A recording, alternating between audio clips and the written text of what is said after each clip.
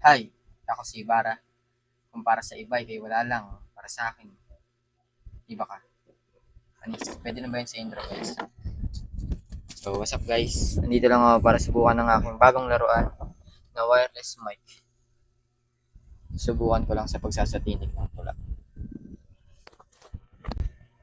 Yan. Pwede.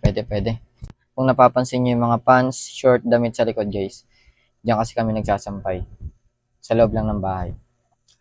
So, ayun. Susubukan ko na itong wireless mic. Sisimulan ko siya sa pagbabasa ng sarili ko ring tula. Pipili ako dito sa mga akda ni Ibarra. Koleksyon ng mga tula. Year 2020 to 2024 yung mga sulat ko dito, guys. Pipili lang ako. Sa ilalim ng dilim. Karamihan dito tungkol sa pag-ibig, tungkol sa sarili, tungkol sa bayan.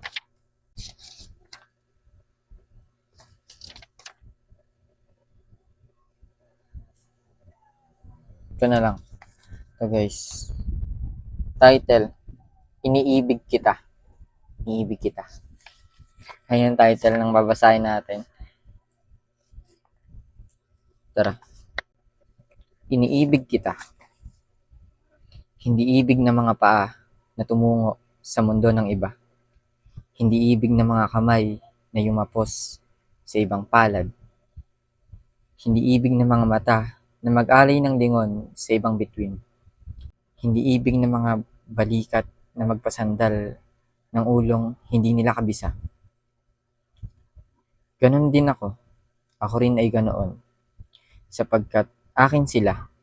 Hindi ko iniibig ang hindi nila ibig, subalit aking kilala.